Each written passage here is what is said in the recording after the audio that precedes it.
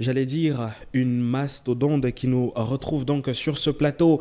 Si la citation aux âmes bien nées, la valeur n'attend point le nombre d'années. S'agissant de Arsène Tema Biwele, cette citation s'emboîte très bien, et bien parce que parti de rien aujourd'hui, Arsène Tema Biwele fait la fierté du Cameroun et de l'Afrique partout dans le monde, à travers donc son expérience enrichissante, son parcours assez atypique, un parcours qui a retenu donc l'attention de toute l'équipe de la matinale et qui aujourd'hui nous permet de vous présenter donc l'une des plus belles et surtout l'un des esprits les plus brillants que le Cameroun aura eu à connaître donc pour le compte de cette période. Je vous propose de découvrir Arsène Tema Biwele dans cet élément que nous propose Martin Ganet. Nous allons alimenter le monde en énergie à perpétuité en recopiant un soleil artificiel dont on pourra utiliser l'énergie pour générer de l'électricité. Âgé de 28 ans seulement, le jeune Camerounais est déjà un monument planétaire des sciences physiques. Enseignant de physique à l'école polytechnique fédérale de Lausanne en Suisse, Stéphane Arsène Biwele a pris part à la 59e réunion des scientifiques de l'American Physical Society sur l'état plasma tenu aux États-Unis. Spécialiste de la physique nucléaire, il a également contribué à un travail sur les turbulences et les courants autogénérés dans les plasmas thermonucléaires avec l'administration américaine de l'aéronautique et de l'espace, en abrégé NASA. Le génie camerounais est surtout connu pour son projet de mettre sur pied un soleil artificiel d'ici 2025 pour éviter la crise énergétique qui pourrait avoir lieu d'ici 2050. Né le 15 juin 1992 à Bafoussam, la vie du jeune prodige n'a pas été un long fleuve tranquille.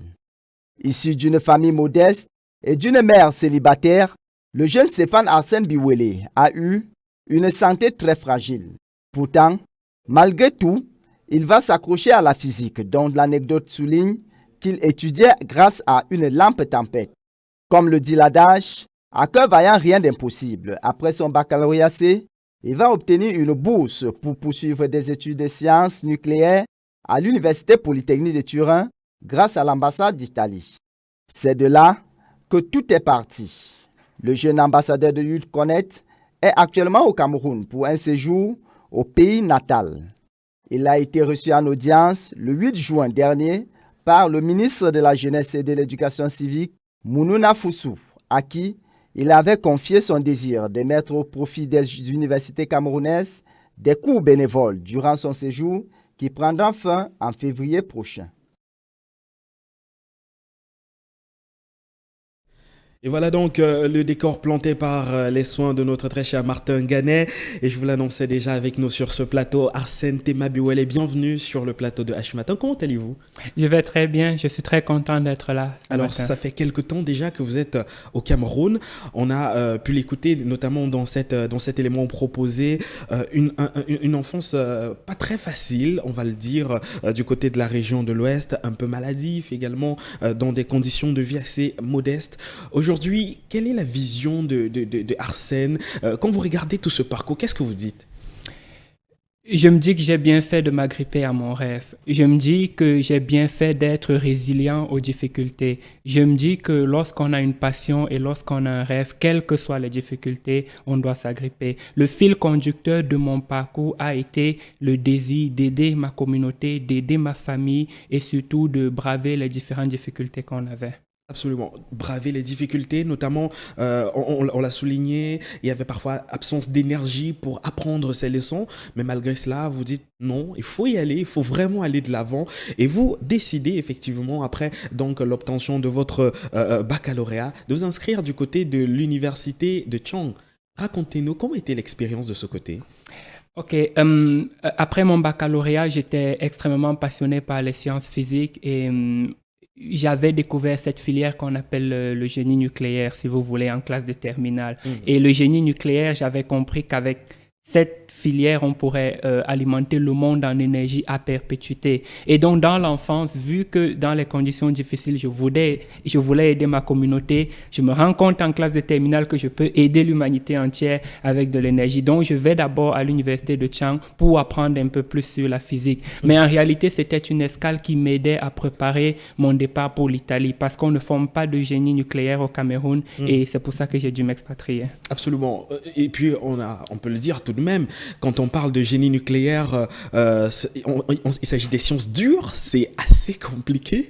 Est-ce qu'à un moment donné, vous n'avez pas eu peur? Vous ne vous êtes pas dit non, est-ce que ça peut être vraiment possible ce rêve-là? Ça, c'est une excellente question. Ce sont surtout mes proches qui ont eu peur. Ce sont surtout les personnes autour de moi qui m'ont découragé parce que je savais que je voulais faire dans cette discipline. Je voulais braver cette discipline, mais il y avait énormément d'appréhension autour de moi. La petite anecdote, par exemple, c'est qu'en Italie, j'étais le seul Africain inscrit dans cette discipline. Et donc, tous les autres collègues africains me disaient « Arsène, vous êtes vraiment sûr de cette discipline que vous voulez faire ?» Mais vous voyez, ça, c'est une autre barrière, n'est-ce pas? Absolument. En plus des barrières que j'avais dans l'enfance, ça, c'est une autre barrière psychologique où on te dit « Toi, le noir, es-tu sûr que tu veux faire cette filière ?» Et j'ai tenu à le faire et je suis très content aujourd'hui d'être arrivé où je suis. Et quelles sont les difficultés que vous avez rencontrées en Italie? Parce qu'on le sait, seul Africain dans une communauté où vous vous sentez un petit peu différent. Est-ce que vous avez eu à un moment donné à ressentir cette différence-là? Absolument. J'ai même été victime de discrimination, souvent de discrimination raciale, ce qui n'est vraiment pas cool. Par contre, j'aimerais préciser que la discrimination n'était pas institutionnelle. C'était vraiment de la discrimination au niveau social. Ouais. Mais ce qui est important, c'est que j'allais en Italie pour un but. J'allais acquérir la connaissance pour rentrer et faire rêver les jeunes de mon pays. Oui. Donc la discrimination, je l'ai juste vue comme un obstacle parmi tant d'autres que j'ai également bravé.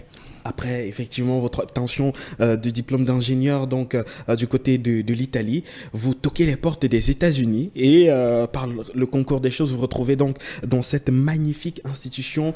Moi, personnellement, est-ce que vous réalisez réellement ce qui se passe à ce moment donné? Vous dites oui, je suis un Africain. Après, notamment le docteur Simo, vous serez pratiquement l'un des Africains camerounais à aller tutoyer cette grosse, cette sphère. Comment est-ce que vous vivez effectivement ce moment-là? À ce moment-là, il y a mon patriotisme aussi qui a ressurgi parce que vous savez, lorsqu'on va dans ces institutions, comme d'abord la General Atomics et après avec la collaboration avec la NASA, on se rend compte qu'il y a peu d'Africains, hein, il y a très très peu de Camerounais. À la General Atomics, par exemple, j'étais le tout premier Camerounais de l'histoire et ça a mis une pression psychologique sur moi pour pouvoir donner le meilleur de moi afin que demain, lorsque des génies camerounais iront dans ces institutions, ils auront la porte grandement ouverte. Donc, à ce moment-là, ce qui me tient à cœur, c'est surtout de représenter les Camerounais comme un lion indomptable. Alors, il y a une question qui est arrivée à l'instant. On nous dit, quand on est un surdoué comme vous, qu'est-ce qu'on fait? Est-ce que l'apprentissage se fait H24? Est-ce que vous êtes tout le temps dans les bouquins? Comment est-ce que vous gérez effectivement la collecte d'informations, ce travail qui vous permet d'être pratiquement à la place où vous êtes aujourd'hui? Ok, ça c'est une excellente question parce qu'elle me permet de préciser que je ne suis pas du tout un surdoué. Je ne pense même pas être un génie, je suis un travailleur, je suis un gros travailleur, je suis un battant et c'est cet esprit de travail, c'est cette abnégation qui m'a permis d'arriver jusqu'à la General Atomics. Donc merci énormément pour la question, mais la vérité c'est que je suis un gros travailleur et que je ne suis pas un génie. Je ne dormais pas par exemple aux États-Unis au moment où je travaillais sur la fameuse formule qui m'a fait connaître. Je faisais des nuits blanches à reviser les formules, à remplir des feuilles de papier parce que, et ça c'est le message que j'ai adressé aussi à la jeunesse camerounaise, n'est-ce pas? Ce ne sont pas les 18 de moyenne qui peuvent faire de grandes choses dans la vie. Ce sont toutes les personnes qui peuvent avoir de l'abnégation au travail et qui peuvent s'accrocher à leurs rêves, quelles que soient les difficultés. Voilà.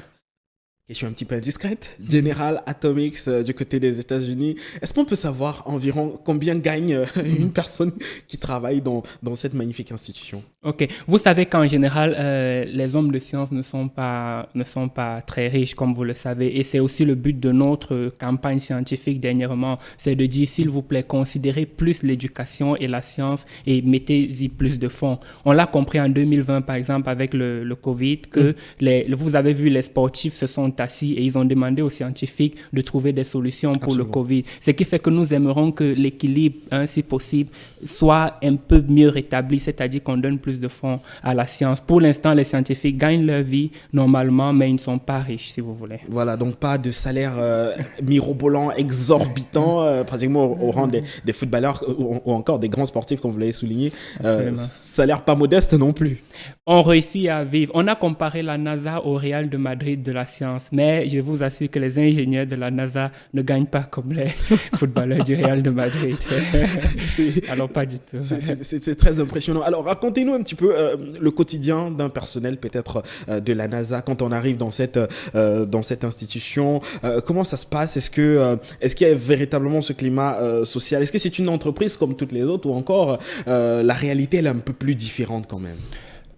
Ok, avec la NASA, j'ai fait des collaborations. Je n'étais pas physiquement tout le temps à la NASA. J'étais physiquement à la General Atomics, qui est une institution similaire. Et je pense l'ambiance, elle est bonne enfant. C'est des scientifiques, vous savez, et elle est très bonne enfant. Et ce qui est bien, c'est que dans le milieu de la science, il n'y a pas de discrimination. Et encore plus aux États-Unis, où ce qui compte, c'est vraiment ce que vous pouvez apporter. Ouais. Ça, c'est ce que j'aimerais qu'on copie dans notre pays, par exemple. Le fait de pouvoir retenir juste ce que des personnes peuvent apporter, quel que soit leur background, comme on dit. Absolument. On va revenir sur une date, 2017. En 2017, vous concevez donc la formule avec l'intelligence artificielle pour calculer les courants auto-générés. En anglais, cette formule s'appelle Neutral Network Bootstrap Current for Nuclear Fusion Application. J'espère que je l'ai bien dit. Il a aussi, vous avez aussi collaboré pour un travail sur les turbulences et les courants auto-générés dans les plasmas thermonucléaires avec l'administration américaine de l'aéronautique et de l'espace, en abrégé NASA. En termes vraiment simplifiés, de quoi s'agit-il exactement? Ouais, c'est vrai que lu comme ça semble extrêmement compliqué. Absolument. Mais la vérité, c'est que nous travaillons sur un soleil artificiel. On essaye de le construire pour pouvoir tirer l'énergie dans son centre pour alimenter le monde en électricité dans les prochaines décennies. Ça, c'est un projet qui nous tient à cœur. Et donc, dans ce fameux soleil que nous créions, nous nous sommes rendus compte qu'il y avait des courants qui se généraient naturellement à l'intérieur du soleil et que l'on pouvait exploiter pour stabiliser ce fameux soleil et avoir en continu de l'électricité. Et donc, ma fameuse formule, c'était de pouvoir écrire analytiquement comment exprimer ce fameux courant. Et cette formule, elle est largement utilisée dernièrement aux États-Unis. Bientôt aussi, j'espère cette formule pourra intégrer nos livres de sciences, même au Cameroun. Mais je suis très honoré ce matin de dire qu'il y a une formule dans les plasmas nucléaires qui porte le nom d'un frère camerounais. Et j'exhorte les jeunes qui nous regardent à aller le plus loin possible dans leur domaine pour que plus tard aussi dans les livres, on puisse lire leurs contributions. Écoutez, nous, on est très honorés de connaître effectivement la magnifique personne que vous êtes, parce qu'à travers cela, il est important de dire aux Camerounais qui nous regardent que vous marquez l'histoire du Cameroun, du monde, notamment avec cette formule. Une formule qui, vous ne le savez peut-être pas, a été reprise dans les grands, dans pas mal de box office américain où on parlait effectivement de cette énergie qui ne peut pas s'achever, qui ne peut pas s'arrêter. Et on s'est dit qu'avec cette formule et avec l'évolution du monde, on parle de la conception des véhicules électriques, on pourra effectivement bénéficier de cette formule pour faire tourner encore plus vite le monde. Comment est-ce que cette formule, à votre avis, pourra servir au Cameroun? Est-ce que les autorités camerounaises ont interpellé par rapport à cela pour effectivement bénéficier notamment de cette formule, parce qu'on le sait, le Cameroun a quelques difficultés au sujet de l'énergie électrique. Comment est-ce qu'on fait?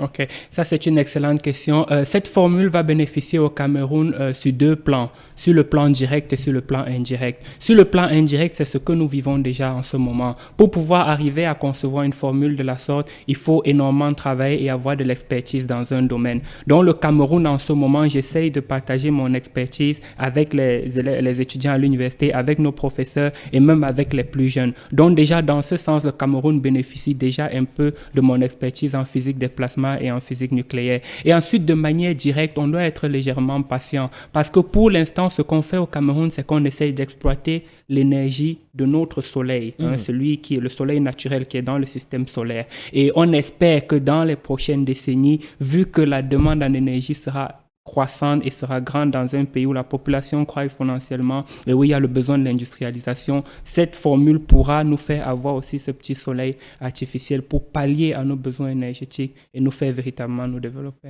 Quand on parle de ce type de projet, Arsène, on se dit vraiment vous tutoyez les plus grands sommets, vraiment de la pensée.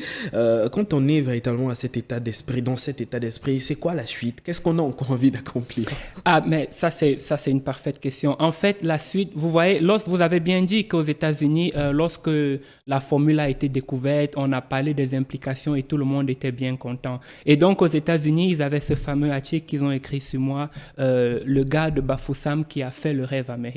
Donc, ils appelaient ça le rêve américain. Être parti de Bafoussam dans des conditions difficiles et aujourd'hui être à la CNN, découvrir les formules, General Atomics, Californie. Et ce qui manque, l'état d'esprit, comme vous avez dit, pour moi, ce qui manque, la pièce qui manque à mon puzzle, c'est le rêve camerounais. Absolument. C'est de réaliser le rêve camerounais et c'est une partie de ce rêve que je suis en train de réaliser maintenant. C'est de rentrer et de booster notre recherche locale. C'est de rentrer et de dire à nos jeunes qu'ils peuvent eux aussi faire beaucoup mieux que moi, de les faire rêver, de leur faire croire en leur rêve et surtout de pouvoir travailler pour leur donner les opportunités pour arriver eux aussi à leur fin. Effectivement. Et peut-on dire effectivement que vous bénéficiez de l'accompagnement de l'État camerounais pour la mise en place effectivement de ces chantiers, on va dire, plutôt titanesques, de ce grand chantier? Est-ce que l'État camerounais vous accompagne véritablement? Absolument, mais c'est l'État camerounais même qui a initié cette mission. C'est le ministre de la Jeunesse, son Excellence M. Mounouna Fotsou, qui a initié, qui a bien voulu cette année initier ce projet avec moi. Et dans le cadre d'une mission qu'ils ont au ministère de la Jeunesse, qui est le programme d'aide au retour et à l'insertion des jeunes de la diaspora, où ils tendent la main à ces jeunes qui sont doués dans la diaspora pour qu'ils rendent éventuellement contribuer à la construction de notre pays. Et l'État justement du Cameroun, à travers le ministère de la Jeunesse, m'a contacté, me fait les facilitations nécessaires, m'encadre et m'aide dans tout mon parcours. On vient de faire une énorme mission sur presque l'étendue du territoire et c'était grâce à l'aide de l'État camerounais. Pratiquement. Vous êtes pratiquement donc en fin de mission au Cameroun. Le départ est prévu pour quand? Le départ est prévu pour la semaine prochaine parce qu'avant le départ, il y a quelques étapes qui sont prévues. J'ai eu le grand honneur d'être le lauréat de l'Excellence Jeunesse 2020 au Cameroun et j'ai aussi été élu ambassadeur du Youth Connect Cameroun en remplacement de Samuel Eto'o. Par exemple, pour vous dire, c'était une succession du football à la science, si vous voulez. Et donc, il y aura la semaine prochaine. Éventuellement, on pourra conclure en beauté cette belle aventure. Absolument, c'est stratosphérique véritablement quand on écoute effectivement ce pédigré. Et puis, on le sait, vous caressez véritablement l'envie de rentrer au Cameroun en tant que professeur de physique et partager votre passion avec les plus jeunes. Comment voyez-vous Arsène pratiquement à l'âge de 70 ans? Ce sera quoi? J'espère déjà vivre jusqu'à l'âge de 70 ans.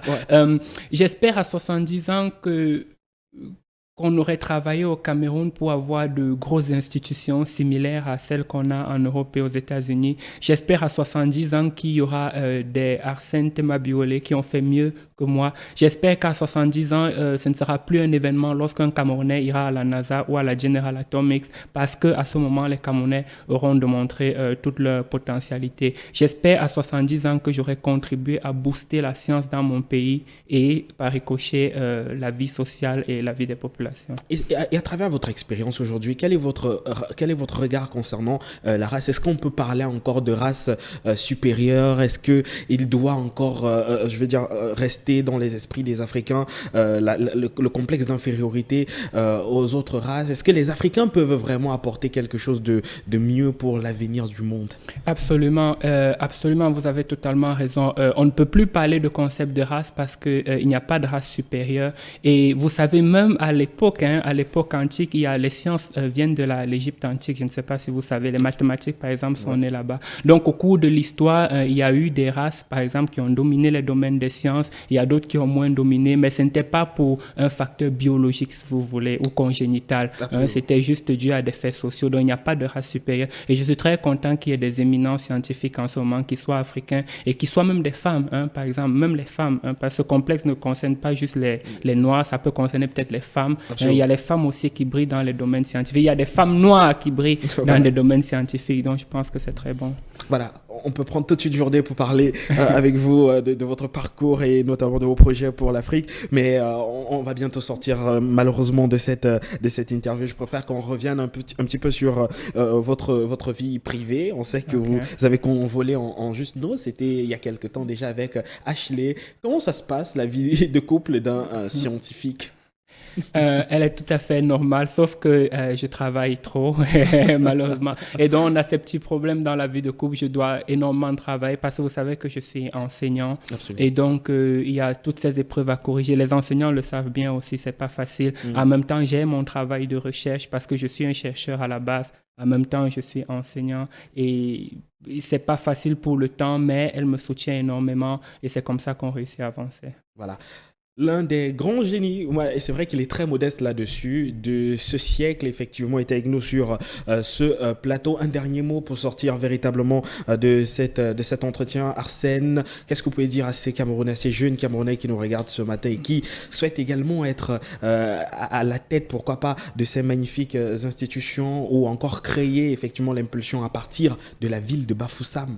Exactement. Ce que je peux vous dire, c'est que c'est absolument possible de réaliser vos rêves. Si moi j'ai pu y arriver, vous sans aucun doute vous allez arriver. Je n'étais pas un génie, je n'étais pas particulièrement surdoué. J'ai travaillé dur et j'ai bravé les difficultés. Soyez résilients à la difficulté et sans aucun doute vous allez accomplir vos rêves et vous allez faire mieux que moi. Merci beaucoup Arsène. Merci David. On se retrouve très très vite sur cette antenne. On espère véritablement vous retrouver à votre prochaine venue au Cameroun et on suivra de temps à temps, on va relayer vos actualités pour garder effectivement les esprits bien en éveil. Et bien parce que vous le rappelez toujours, le travail et rien que le travail. On va accompagner notre invité du jour véritablement avec forcément cet élément, tout en remerciant véritablement toutes nos équipes de s'être mobilisées depuis la 7e heure de cette matinée pour nous proposer donc cette émission. On vous l'avait promis depuis quelques temps déjà de vous ramener sur ce plateau l'immense Arsène Tema-Biwele qui, vous le savez, était donc au Cameroun et qui bientôt devra repartir pour aller conquérir encore le monde. Et on reste toujours bien connecté parce que la semaine prochaine, on reviendra avec encore de très belles personnes qui contribuent à faire monter très haut les couleurs du Cameroun. D'ici à là, portez-vous bien et passez de très bons moments en regardant les programmes de HTV. Ne manquez pas le replay de cette émission sur la toile, sur notre YouTube, Humanitarian TV, tout simplement. Et vous pourrez revoir et revivre encore ce magnifique interview. Portez-vous bien. À lundi 7h. Salut.